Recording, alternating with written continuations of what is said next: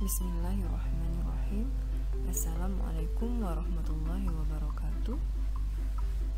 Pada kesempatan kali ini saya akan membahas mengenai materi fisika untuk kelas 10 semester 1, yaitu materi hakikat fisika.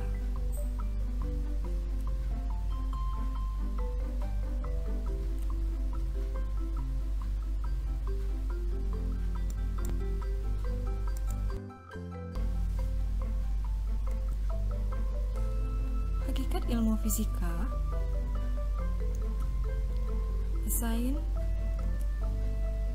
adalah ilmu pengetahuan yang mempelajari gejala alam melalui pengamatan, eksperimen, dan analisis.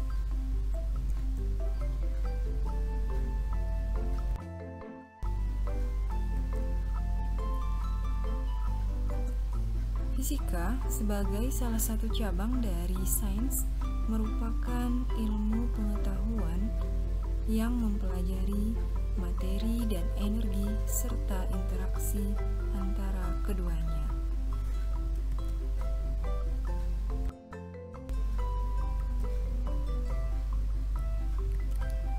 Hakikat fisika adalah fisika sebagai produk, memberikan knowledge, sikap, a way of thinking, dan proses, a way of investigation.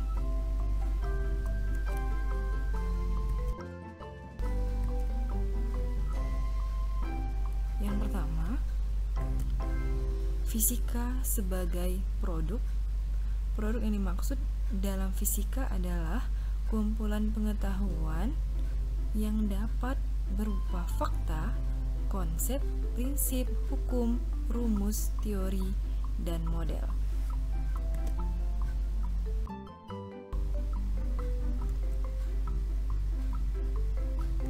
Kedua, fisika sebagai proses. Semua jenis produk dihasilkan setelah kita mempelajari gejala alam yang melibatkan materi, energi, dan interaksinya melalui serangkaian proses. Proses tersebut meliputi langkah-langkah pengamatan, perumusan masalah, penyusunan hipotesis melalui eksperimen, analisis data, dan penarikan kesimpulan.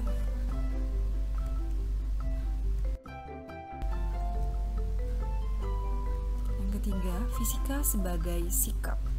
Setiap langkah dalam proses membutuhkan sikap ilmiah yang baik, antara lain rasa ingin tahu, rasa percaya diri, kreatif, teliti, objektif, jujur, terbuka, mau bekerja sama, dan mau mendengarkan pendapat orang lain.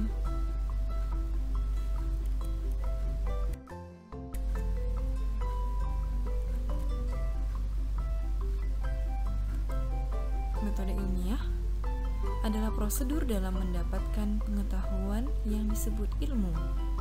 Jadi, ilmu adalah pengetahuan yang didapatkan lewat metode ilmiah.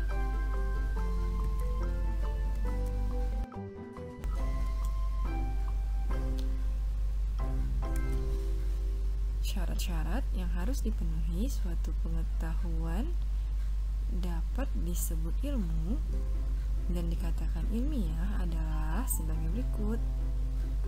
Yang pertama, objektif, artinya pengetahuan sesuai dengan objeknya atau didukung fakta empiris.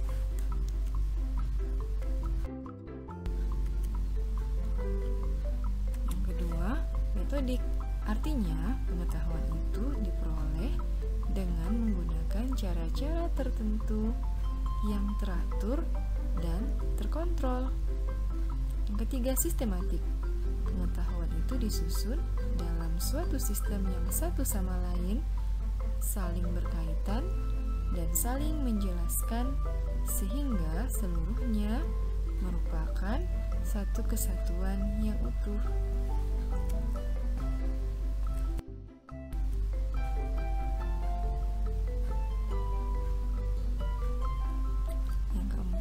berlaku umum. Artinya, pengetahuan itu tidak hanya diamati oleh seseorang atau beberapa orang saja, tetapi semua orang dengan cara eksperimen yang sama akan memperoleh hasil yang sama pula.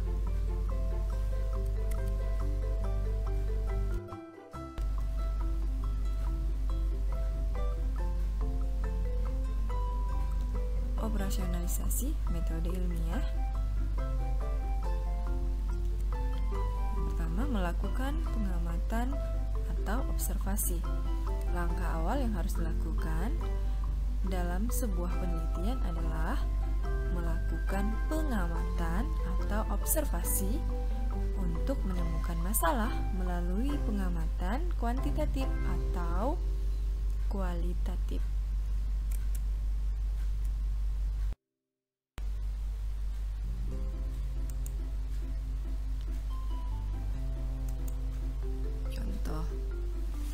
Sebagai zat cair merupakan salah satu sumber pemanfaatan energi untuk membangkit listrik yang karakteristiknya perlu diketahui agar tepat penggunaannya.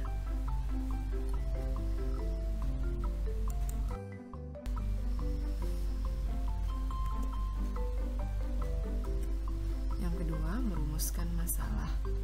Masalah merupakan pertanyaan apa, siapa, kapan, di mana, mengapa, atau bagaimana tentang objek yang diteliti yang jelas batas-batasnya serta dapat diidentifikasikan faktor-faktor yang terkait di dalamnya.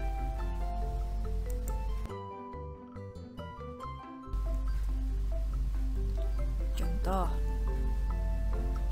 bagaimana hubungan antara suhu zat cair dengan lama pemanasan zat cair tersebut.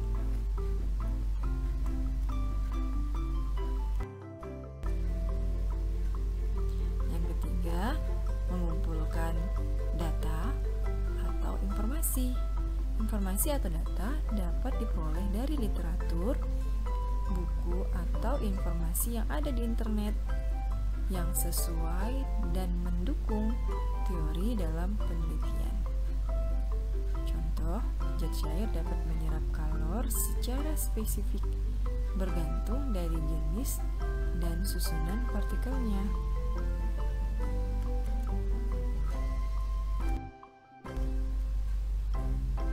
Yang keempat, membuat hipotesis.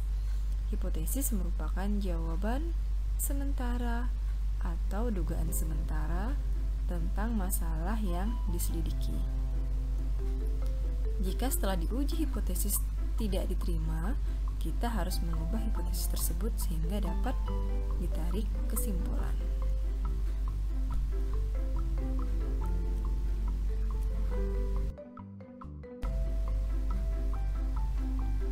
Contoh, semakin lama dilakukan pemanasan, semakin tinggi kenaikan suhu dari zat cair.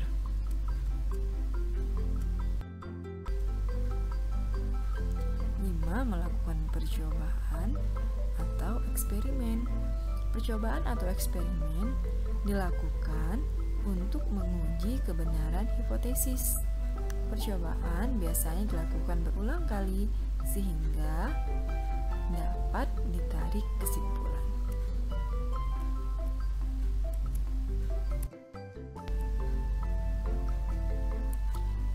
Ada 3 jenis variabel yang perlu diperhatikan pada suatu percobaan, yaitu variabel bebas, yaitu variabel yang dapat diubah bebas.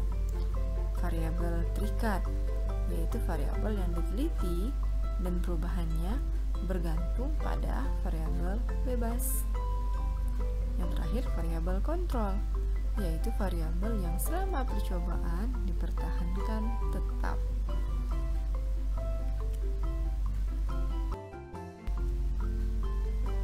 Yang keenam, menganalisis data. Analisis data merupakan pekerjaan yang cukup rumit. Data dapat disajikan di dalam tabel, matriks, atau grafik. Data yang diperoleh dapat dianalisis secara statistik dan non-statistik. Tampilan data dapat berupa grafik batang, pi, histogram, gambar, maupun skema.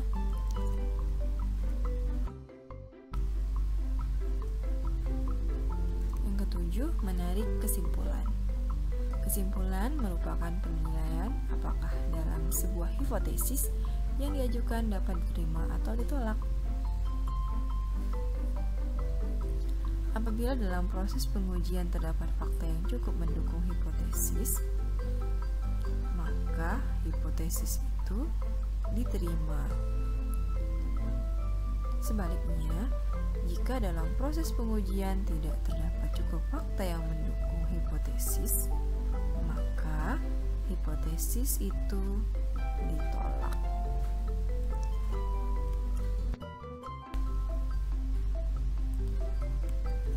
Hipotesis yang diterima kemudian dianggap menjadi bagian dari pengetahuan ilmiah sebab telah memenuhi syarat keilmuan, yakni mempunyai kerangka penjelasan yang konsisten dengan pengetahuan ilmiah sebelumnya dan telah teruji kebenarannya.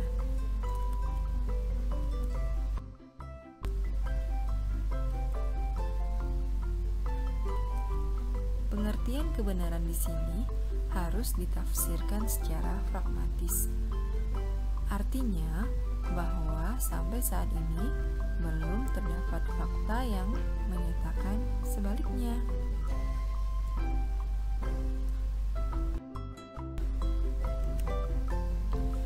Oke, kita sambung untuk hakikat ilmu fisikanya pada part 2 pada video selanjutnya. Semoga video ini bermanfaat buat teman-teman. Sampai berjumpa di video selanjutnya. Saya cukupkan sampai di sini. Wassalamualaikum.